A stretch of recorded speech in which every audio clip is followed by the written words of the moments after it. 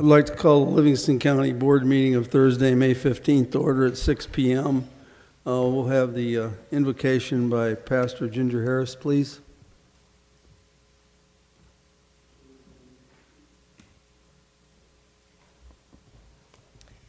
Will you bow your heads in prayer, please? Amazing God, settle our hearts on the work that you have set us to do. Open our hearts to your message, to your will. Give us the strength, give us the guidance, give us the ambition to do what is best for the citizens of Livingston County. It is through your guidance, Lord, through your Son's teachings, through his salvation, through his grace, that we serve this county. It is in his name that we pray. Amen. Thank you, Pastor Harris. We'll now have the Pledge of Allegiance led by Mike Haig.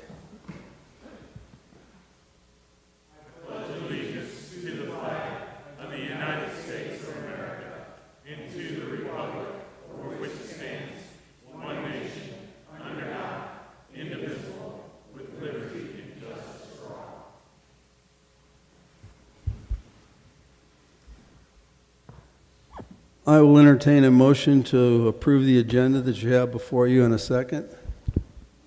Oh, excuse me. I've got to do roll call. Roll call first. I apologize. Manker. Present. Hearing. Here. Fair. Bannon. Here. Level. Here. Rodriguez. Here. Vietti. Here. Haig. Here. Monson. Present. Mays. Here. Barrickman. Ambrose. Here. Blackard. Present. Myers. Here. Welch. Present.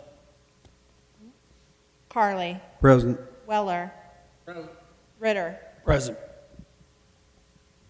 Now I'll ask for a motion to approve the agenda. So moved. Second. Moved by Fannin, second by Blackard. Sorry. Okay.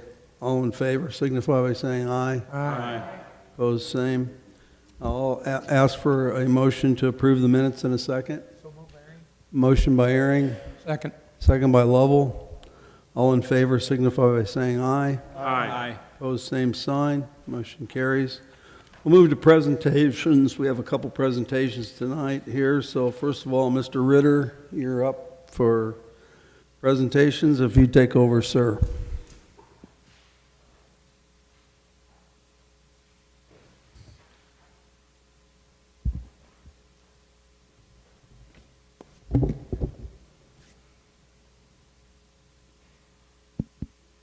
Thank you, Mr. Chairman.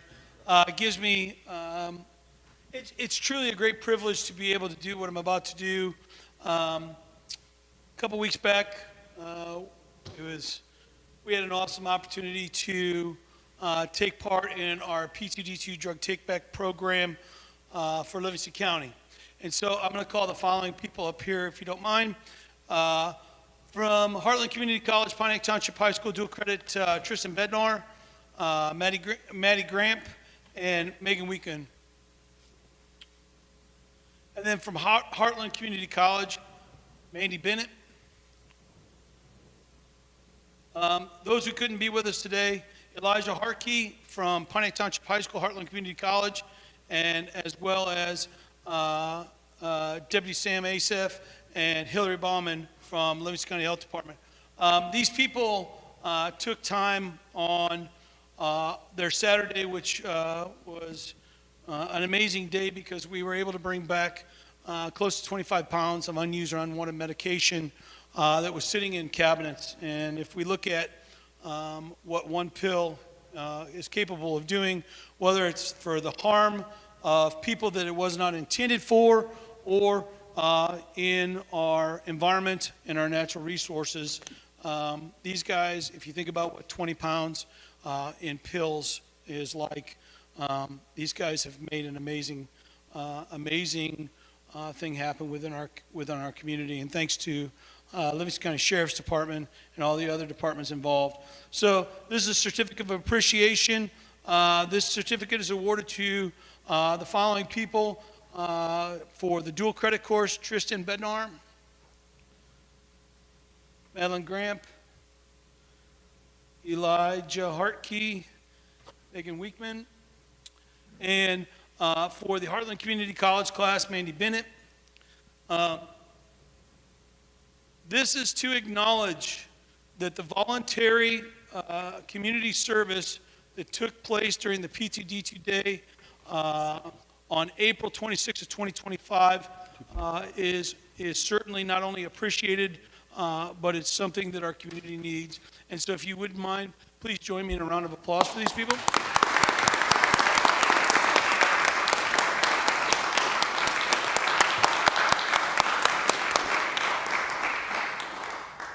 Yes, I'd like to entertain a motion for the certificate of appreciation for these volunteers' community service. So I'll need a I'll motion. make that motion. Motion by Mr. Ritter, second by by Mr. Haig. All in favor signify by saying aye. Aye. Opposed, same. Thank you, Mr. Ritter, and thank all of you for your service. One moment, sir, while Mom has a picture. Yes. Okay.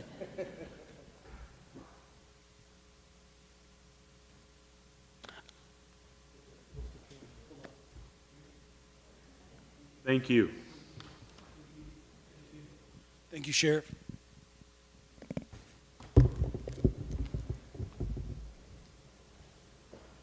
Sheriff, you deliver these for me, please, and thank you.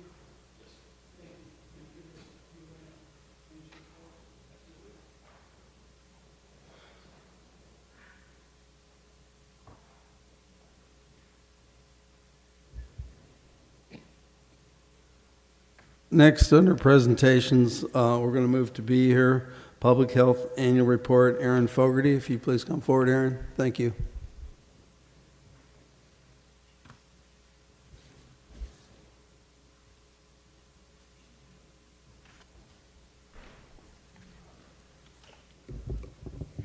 Good evening, everyone. Can y'all hear me? Yeah. Wonderful, wonderful. All right, it is with a great amount of pride that I deliver our 2024 annual report for Livingston County Public Health Department. So to first draw your attention to our tuberculosis tax levy portion here. We had a beginning fund balance on December 1st of 2023 of $65,890. Total revenue accounted for $27,352. Expenses for that year accounted for $26,502, with the remaining balance on hand at November 30th, 2024 of $66,740. Going into our public health tax levy line, in our beginning balance at December 1st of 2023 was $1,772,976, and in 24 it was $1,735,951. In 2024, total revenues accounted for $2,810,604. Total expenditures within 2024 accounted for $2,771,000. Or I'm sorry, $2,771,000, $227,227. Whew, I'm getting there. I'm sorry. And with the remaining balance that year of in 2024 of $1,775,328. Got it that time. All right. Most important, how are those dollars really being spent? Is that breakdown that we want to see? Looking at our tax dollars hard at work there. Our senior services within 2024 accounted for 36% of our total tax levy dollars spent, with the next highest expenditure in that line accounting for environmental health services at 20% of that tax levy work, followed closely by maternal and child health services at 18%. When we look at the breakdown of the public health line in there, we do see some increases in our grants. That is due to COVID funding that we had come through. But we've also seen some changes in grants over the last year. For example, oral health, which is the second cycle to an oral health grant that we received in 2019, In 2024, we received a second cycle to that oral health grant. That is just a one-year cycle grant for that. Peer counseling is also one that we saw reductions in for this last year. When we look at fees for service, though, very happy to report our fees for service have gone up. That's accounting for additional charges, Medicaid charges for our senior services program, our case coordination units. Whenever we look at donations, our donation line is down significantly. That is because we did not request Humiston Trust funds.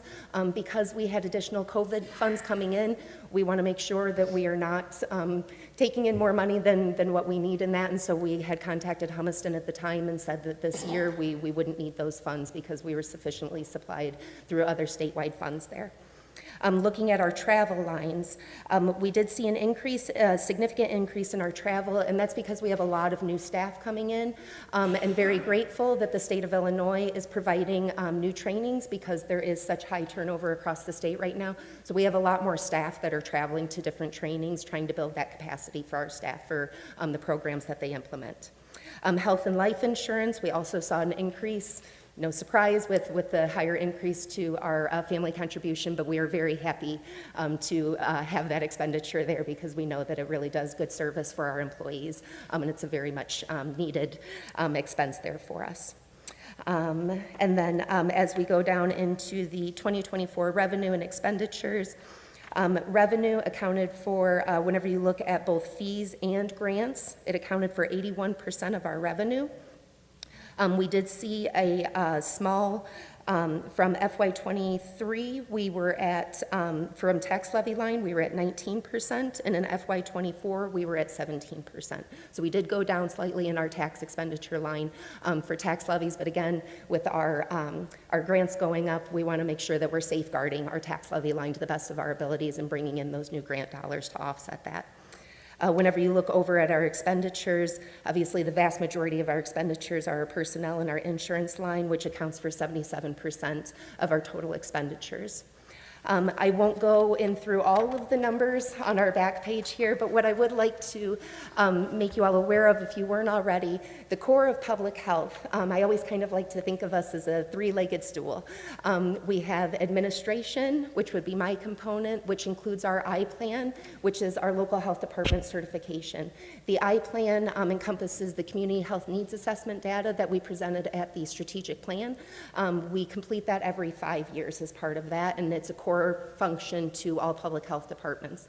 Communicable disease is that other leg there, so our director of nursing, our immunization administrations, our contact tracing, all of those kind of programs, sexually transmitted diseases, all of that kind of communicable disease programs is that second leg there. And then that third leg is our environmental health programs, which includes our food, water, and waste programs. So that third column all the way off to the side includes that whole other leg of our three-legged stool there. So I'd just like to draw your attention in particular to the communicable disease column there, as well as our environmental health column for those numbers, and as far as looking at core public health functions for us.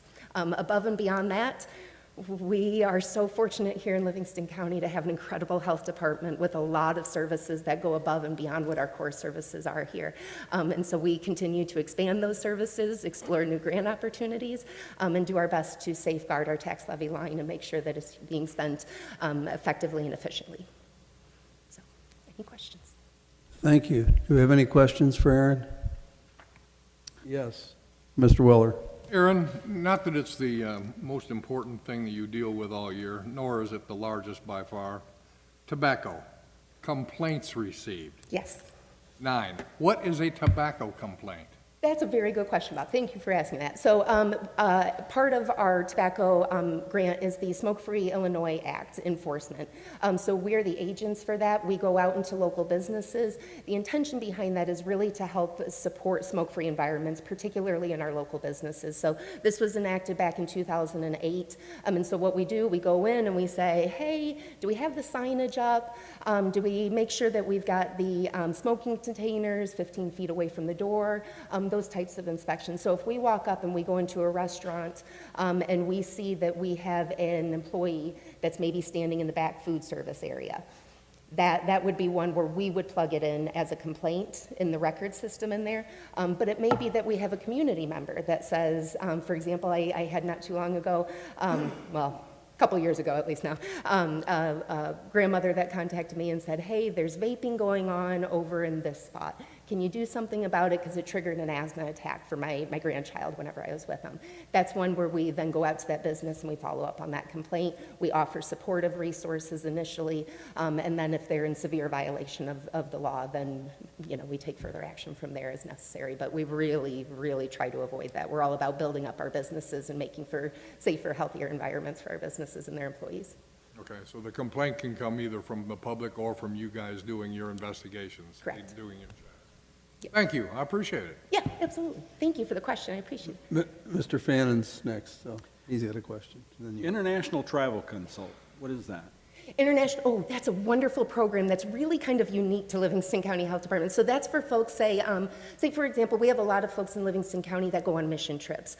So that's their immunizations for heading out to, say, African countries, those kind of places, additional immunizations that are separate from the ones that may be required here in the U.S. So requires some additional consultation, a little bit more intensive immunization work there, which is why I say it's unique to Livingston County Health Department, because not all health departments provide that service. Awesome, thank you.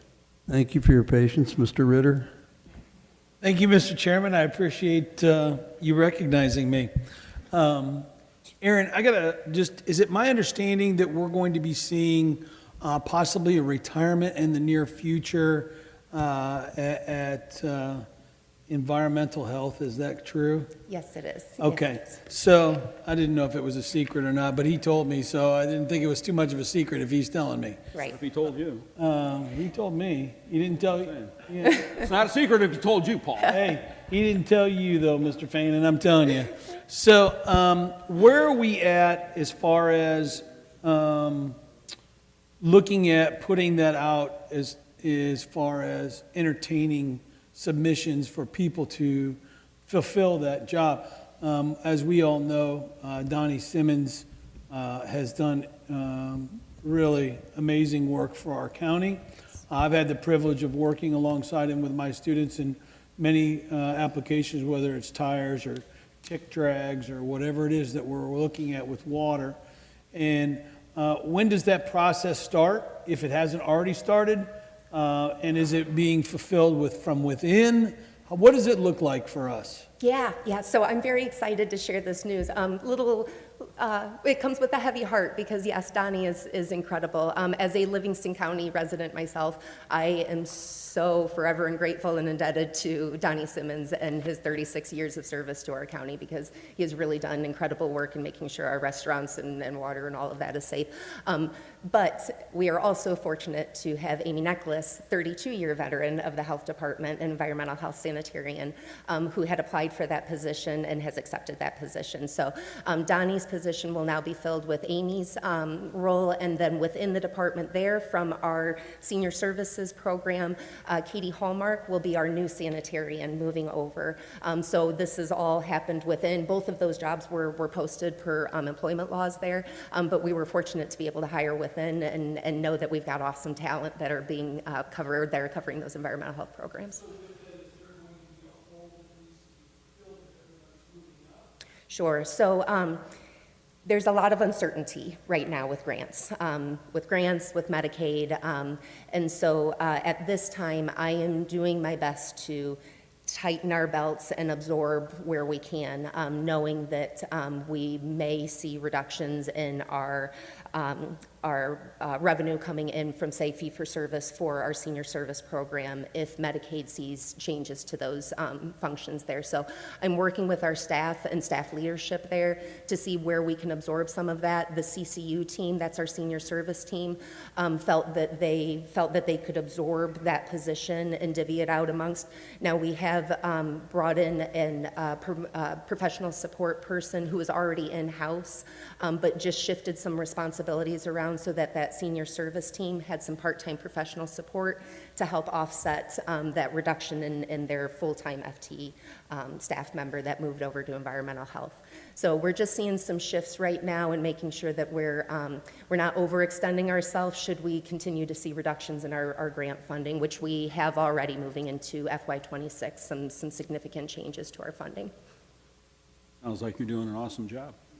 I appreciate that very much, Brad. Thank you. Are there any other questions for Aaron? Yes, thank you very much, Aaron, and I will entertain a motion to accept the Public Health Annual Report. I'll second that. Motion by Manker, second by Monson. All in favor, signify by saying aye. Aye. Opposed, same sign. Thank you very much, Aaron. You do a wonderful job. We'll move to consent agenda, which we have two things. We have approval of the bills, and we have 3 appointments. Sue Bergen for Reddick Community Fire Protection District, Marlon Donnelly for Kempton Community Fire Protection District, and Dennis Wenger for Fairbury Fire Protection District. I think they're all reappointments there. At least that's what we concluded last meeting. So I'll entertain a motion to accept the consent agenda in a second. So moved. Second. Moved by Fannin, second by Blackard. We'll have a roll call vote, please. Manker. Yes. Euring. Bannon. Yes. Level. Yes. Rodriguez. Yes. Vieti. Yes. Haig. Yes. Monson. Yes. Mays. Yes. Ambrose. Yes. Blackard. Yes. Myers. Yes. Welch. Yes. Carly. Yes. Weller. Yes. Ritter. Yes. Okay, we will move to action agenda now, committee reports. First one will be Finance Committee, Marty Fannin, Chair. Thank you, Mr. Chairman. We only have one item tonight. Last month, we put on display the FY 2025 budget amendment for rural transportation, and tonight we bring it forward, so I would make a motion to approve that. I'll second it. That's Ritter.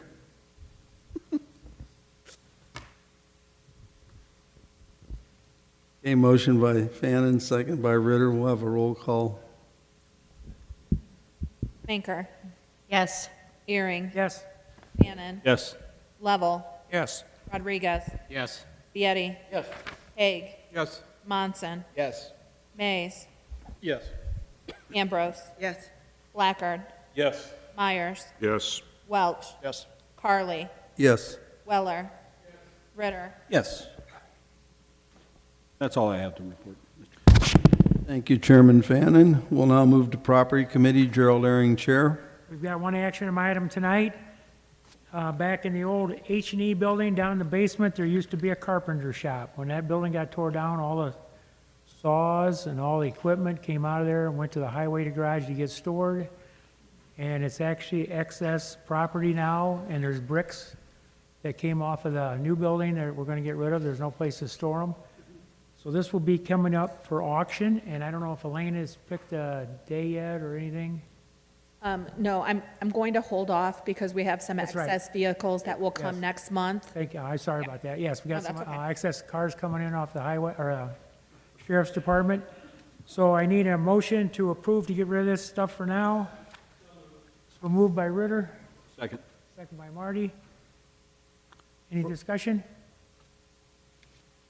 Okay. Roll call. Manker. Euring. Yes. Bannon. Yes. Level. Yes. Rodriguez. Yes. Vieti. Haig. Yes. Monson. Yes. Mays. Yes. Ambrose. Yes. Blackard. Yes. Myers. Yes. Welch. Yes. Carly. Yes. Weller. Ritter. Yes. And the only thing I other had to report, we talked about the clock on top of this building. We're doing the roof, and we have got problems with the clock on the outside. The mechanism is good, but it's just a discussion. We're gonna get some prices on fixing it while we're up there with the scaffolding, because otherwise we gotta work hard to get in there and do it again. So that's all I have to report, Mr. Chairman. Thank you. Thank you very much, Chairman Ehring. We're going to move to Ag and Zoning Committee, Mike Haig, Chair. Ag and Zoning Committee had a very short meeting last Monday night with no action items and nothing else to report. Thank you, Chairman Hague. We'll now move to Highway Committee. Steve Lovell, Chair. Basically, all I've got's the letting results from May 1st, bridge petition for Amity Road District, quarterly report. And that basically covers everything that I have. So we need a roll call vote on them items. Need a motion? I'll make the motion. Motion for Motion by Blackard, second by Herring. Ehring. All in favor signify by saying, No, no, no. roll call, okay. We're going to vote twice. Manker, Yes. Earring, Yes. Bannon, Yes. Level, Yes. Rodriguez, Yes. Vietti, Yes. Hague, Yes. Monson, Yes. Mays, Yes. Ambrose, Yes. Blackard, Yes. Myers, Yes. Welch, Yes. Carly, Yes. Weller, Yes. Ritter. Yes. That's all I've got. Thank you, Mr. Chairman. Thank you, Chairman Lovell. We'll now move to Sheriff, Jail, and License Committee. Bob Weller, Chair. Thank you, Mr. Chairman. We had a rather short meeting as well on Monday evening, so short, as a matter of fact, that the chairman was dealing with a personal issue and was not there. However, his vice chair is not here this evening, so I will proceed. We had our regular monthly department reports from the sheriff. Mr. Ritter reported on the P2D2 disposal take-back day, which collected almost 14 pounds, so that was a tremendous success. We had our housing report, the animal control report, proactive report. We did have one raffle license for Futures Unlimited that was approved, and we, of course, reviewed and approved the bills. And that is all I have, Mr. Chairman. Do we need a motion on that Futures Unlimited? No. Okay. Thank you. That's it, sir. Thank you, Chairman Weller. We'll now move to Rules, Legislation, Veterans, and Community Services. Jack Vietti, Chair. Thank you, Chairman. The only report we had the meeting before. We approved those appointments, and those 3 appointments were approved, and that is my report. Thank you, Chairman. Thank you, Chairman Vietti. We'll move to Information Technology Committee. Gina Manker, Chair. We did not meet this month. Okay. That is my report. Thank you, Chairman Manker. Administrative Committee, we've got one thing we'll need a motion on, and that's the FY 2025-2026 strategic plan goals. We took some time to work those out. I think we had some good meetings, and I think we established, a good plan on where we need to go and what our goals could be. So it should be in your packet, so I will take a motion in a second. So moved. So moved by Fannin, second by Manker. All in favor, signify by saying aye. Aye. Opposed, same sign. That concludes my report. We'll move to public comment. So first of all, any board members have public comment they want to make? If not, we'll move to the general public, and public comment will be 3 minutes. Yeah, 3 minutes, 30 minutes overall.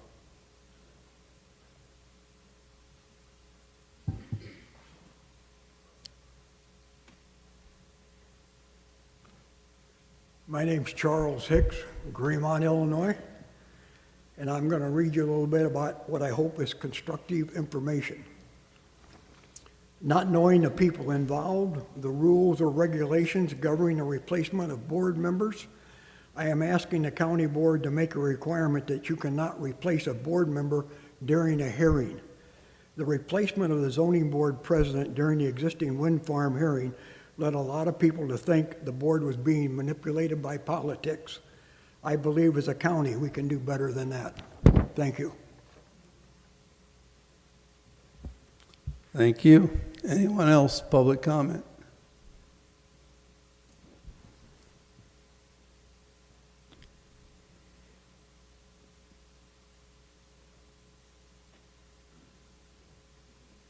Tom Kolasic, Dwight, Illinois.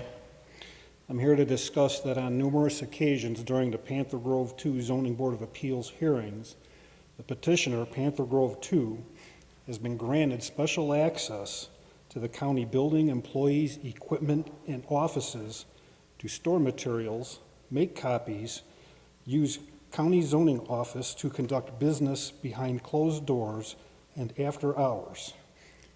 The use of the conference room has also been used to distribute materials among the supporters of Panther Grove 2. I question the ethics of such actions. It also shows that the board is looking at a favorable prejudice towards the applicant Panther Grove 2. But I'm also questioning the legalities of the use of a public building, personnel, materials, and rooms for the use of private businesses. To see Panther Grove 2 personnel and witnesses and their attorney walk in and out of the zoning office as freely as if it were their own private office after business hours is very highly questionable. One must ask how one attains such preferential treatment and privileges. These actions of preferential treatment leaves one to ask, what is the county board or employees getting from or benefiting from these actions? Not only are these actions unethical, but also shows the county board gives preferential treatment to businesses that are outside the county over that of the taxpayers of the county. I also question the legality of letting a private business have use of taxpayer-funded facilities, personnel, materials, and would ask that the Livingston County State's Attorney investigate this matter further. I would like to remind the county board that the ZBA should be an independent, non-prejudicial board, and that they be left alone to do their business without interference from the county board. I'd also like to remind the board that your actions speak for the entire county and all its citizens. Please, let's conduct ourselves with the highest level of integrity and honesty and not be prejudicial and have an open mind and not give preferential treatment. Thank you. Thank you. Anyone else?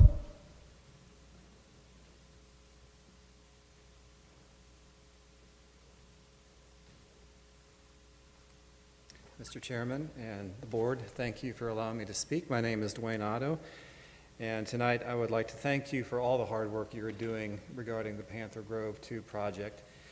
You are to be commended. I'm a farmer in Waldo Township, born and raised just north of Gridley, and I'm here to encourage you to vote in favor of this project. I spoke once at the hearings and gave the reasons why, as a tax-paying resident and landowner, believe it is a good thing. But tonight I'd like to speak to the discernment process that we're all involved with. Discernment, in my mind, is kind of like making a cake. The outcome is determined by the ingredients and the skill of the one making the cake.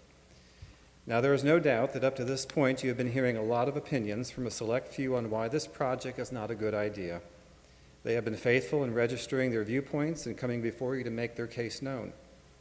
They are quite skillful in collaborating and defending their position on social media, and I commend them for their diligence and their convictions. But I would like to suggest to you tonight that the ingredients that have generated their opinions are not necessarily mainstream, and more importantly, I believe they're missing one key ingredient.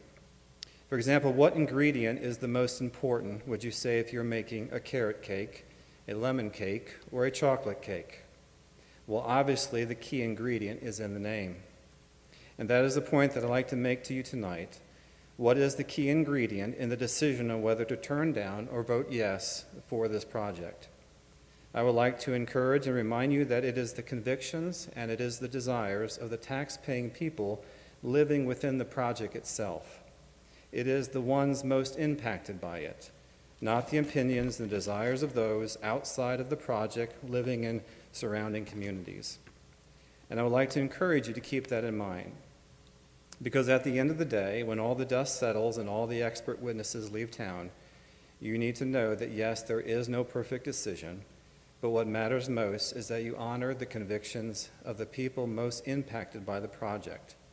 And I can assure you of this, and this is so important for you to know, the overwhelming consensus, and I am not exaggerating, that this is a good project for our community.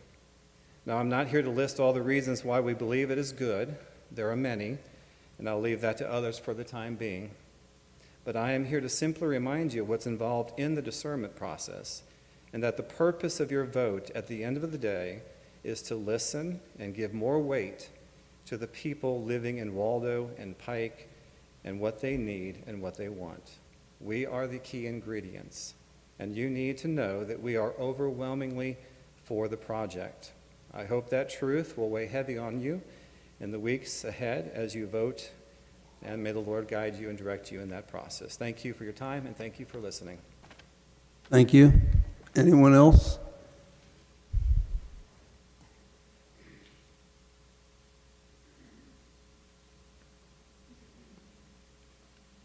Yes, good evening. My name is Greg McKinley, and I live south of Flanagan. I'm about 1 3/4 miles south, right on 300 East Road, also known as Flanagan Gridley Blacktop. So we are right in the middle of this footprint. We are right there in Nebraska Township.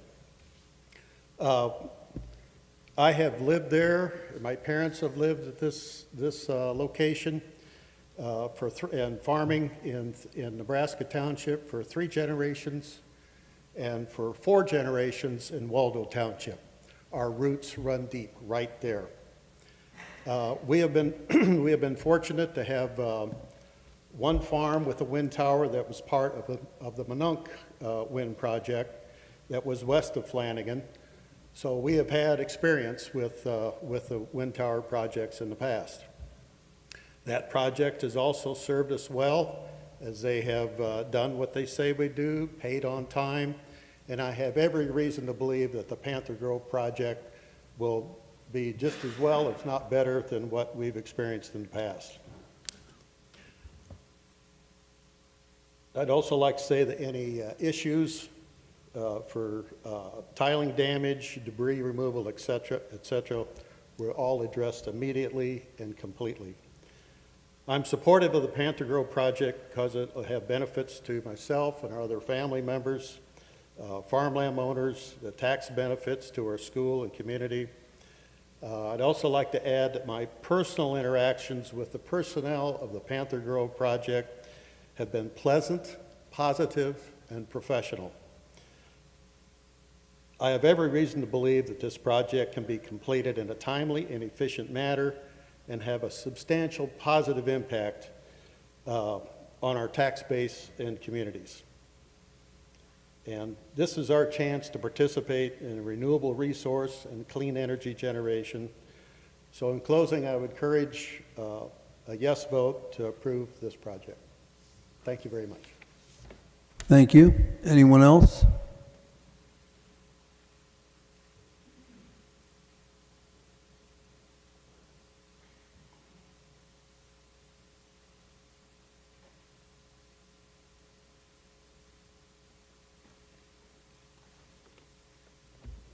Hello, my name is Randy Bounds. I live in Pike Township. I'm also a farmer. My family would have would have 1 windmill and some additional payments. Some things I don't know that everyone on the board knows this, so I want to make sure to tell you that tonight, something I think is very significant. So all 33,000 acres, you can find this out yourself, check with Enbridge, check with Panther Grove. All 32,000 acres, they're signed up in this, will have a per acre payment based on roughly 5% of the royalty fee. As you sit here today, and that's based on the power costs. So if energy costs go up, electricity costs go up, the payment will go up. That's $150 an acre plus. That's for every acre signed up, whether you got a windmill or not. So you have to sign up to get it, but if you get it, if you sign up, you get the money, period. I maybe have a little unique way of looking at this. I'm also in 5th generation, live right in the footprint. I built a new house in a footprint. My son's going to build a new house in a footprint. We are very familiar with windmills as well. We have a 4-generation farm in McLean County where my uncle currently lives that has windmills to the southeast, southwest, straight south. I farm that farm. I spend, 25, 30 hours of spring and fall on that farm. They're not a problem for us or my family that lives next to them. But back to the revenue part is, I look at this as an opportunity to bring into our little corner of southwest Livingston County 104 businesses with a $6 million evaluation each. I look at what that tax base, what that means to our schools. This project, the Panther Grove 2, represents 10% or more of the current El Paso Gridley school budget. The revenue from the windmills will be 10% additional than what their funds are this year, the revenue this year. I didn't get the numbers for Prairie Central, but it's significant. I can tell you the numbers from the windmills that were already built south of 24 is extremely significant to Prairie Central. I don't have a dollar number for you, but I can tell you it's a big deal financially. I checked in the paper, made sure that all the money came in, and it was big money. In closing, I guess I'd like to say that as farmers, we would like to have the right to use our property, to harvest this wind, to receive this income, to use it in my case for my 21 and 23-year-old son to help them further their future. I'm 58. You look at I'm trying to mentor the next generation at this point. It's a real opportunity for the county to have tremendous revenue, for the schools to have tremendous revenue, and we all know, as you heard tonight about this, state and federal money is not going to be increasing in all likelihood in the future. We have an opportunity here to actually bring in solid revenue for a long time, and no one's knocking on our door to do that. No one's knocking on Livingston County's door to bring this kind of revenue in. So in closing, that's what I have to say. Thank you. Thank you for your time. Thank you. Anyone else like to speak?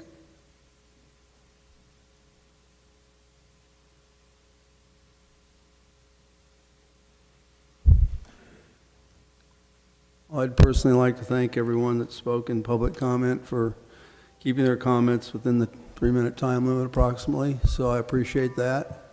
Thank you all for expressing your opinion. And if there's no other public comment, I guess we'll move to Mr. Vietti. Would you like to make a motion? Second by Fannin. Motion by Vietti, second by Fannin to adjourn. All in favor signify by saying aye. Aye. Opposed, same sign. Next meeting is Thursday, June 12th, 6 p.m.